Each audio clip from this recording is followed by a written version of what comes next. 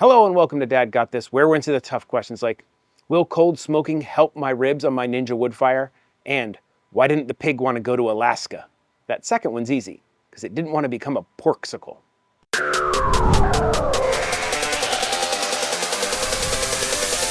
I did not plan on filming a video today. I just wanted some ribs, and I wanted to try a little bit of a new method cooking ribs on the Woodfire and see if it worked. And I figured, why not film it? Because if it's a spectacular fail, you guys get some fun content.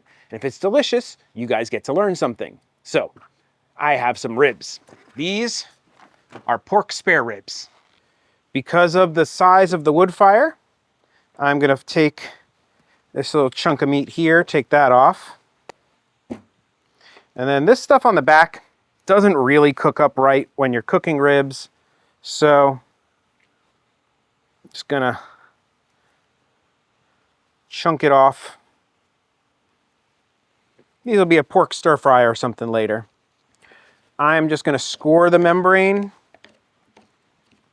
I have never had an issue with ribs by doing this. If you want to pull it off, go ahead. You do you. That's it. That is my rib prep. One big complaint people have with the Woodfire is it does not create a smoke ring. That is because it just doesn't have the ability to make enough nitrates, the way it burns wood, and how effectively it moves air. There's not enough oxygen in there. A whole bunch of science stuff doesn't really happen to make a smoke ring. So we're gonna try to see if we can fake a little bit of a smoke ring with celery salt. It has natural nitrates in it, which is supposed to help make a smoke ring. I tasted it, it is very salty. So we're gonna use mostly this and only a very little bit of actual salt. And that's my presentation side, so I should probably be doing that side last, and even though this is just the back side, we will hit it with a little bit of this. I have never found the right size pepper at any store, except at Walmart. I found something called brisket pepper, and this looks to be like 16 mesh pepper. We'll find out. It's pretty coarse.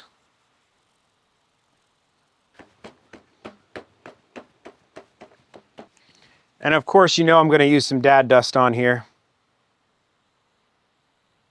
We are also going to hit it with some smoked paprika, mainly for color.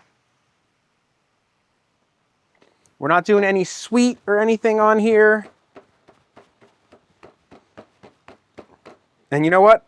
I'm just sticking with straight celery salt. I am not going to put any real salt on here. I can always add some salt later, but I can't take it away. This pepper's pretty thick as far as it goes, so I don't know, it might be too thick. We'll find out. Maybe better for brisket with a binder, but it seems to be sticking.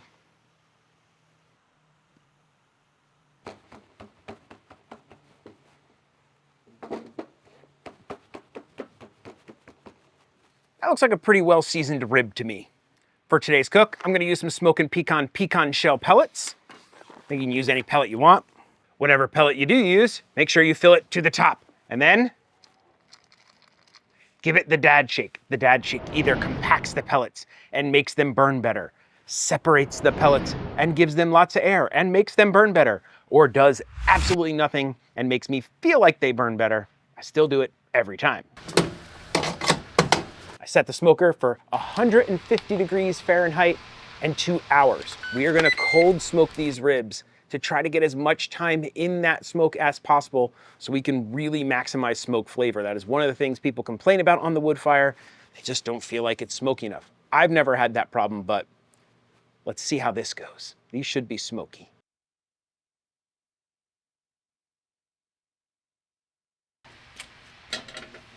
All right. A little bit of trimming needed. One bone here.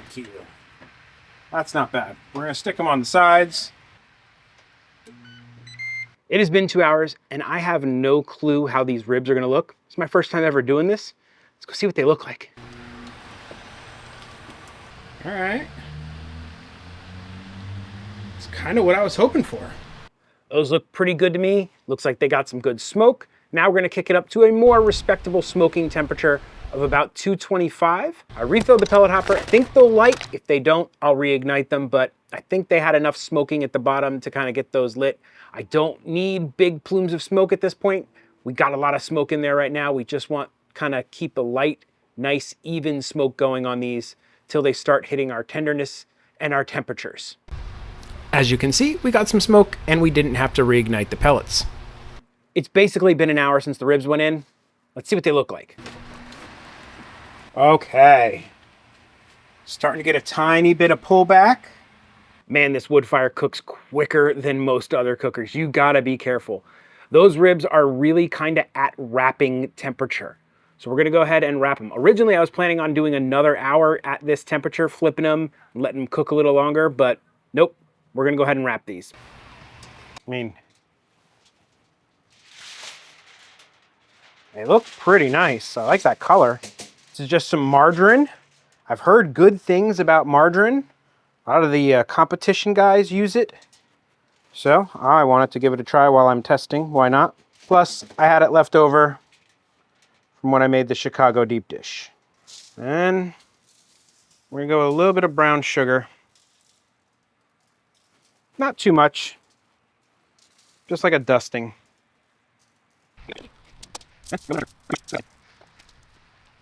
Now we have a nice little rib package. We're gonna go stick that back on the wood fire at about 300 degrees for about an hour. It was a little less than an hour, about 50 minutes. Let's go ahead and look at these. I already kind of pre-poked them and temped them, and they were right about at 200 plus, which should mean done. Those are beautiful looking ribs. At this point, I have some choices. Do I crisp them up a little bit in the air fryer, or do I just kind of let them rock like this? They look really nice. I'm not gonna sauce them. My family, other than me, doesn't really like sauced ribs, but ultimately, I decided to put them in the wood fire on air crisp, 400 degrees Fahrenheit for 10 minutes. I'm gonna say that was a good choice. They look even better now. Now we will let these rest for about 15-20 minutes so they can come down to slicing and eating temp, and then we get to try them. I couldn't let all of that juice go to waste, so I just poured it right over the ribs. 10 minutes. That's all I can wait. All right, I'm gonna try to flip these over so I can get a good slice down each rib. Still no smoke ring, but maybe a tiny bit. That is a beautiful looking rib. The cook on this looks absolutely perfect. Let's see what we get from a bite. That is delicious. Maybe a little extra salt could be added, but wait. Look, that is a little bit of pink. Oh, best ribs ever made that came off the wood fire. Texture-wise, wow. I decided to have the official food critic of the house go ahead and give one of these ribs a try. Chewy. It's good. Yeah? That'll do it for this experimental video. If you guys enjoy what you're watching, please do the likey, subscribe stuff. YouTube loves it when you leave a like. I love it when you leave a comment. I answer just about every comment in my comment section. If you want to support the channel, become a member. Members get all kinds of fun additional benefits. But after all that, it's going to leave us with one question to answer. What do you call a pig with no legs? I don't know. Groundhog. Dad may tell horrible dad jokes. Cook some pretty fantastic ribs. But one thing Dad will never do? Dad on outro, so that's it. Bye! This is the part where I thank all of my members. You guys are the absolute best. Thank you so much for your support, and rock on. I don't know why I said rock on, but rock on.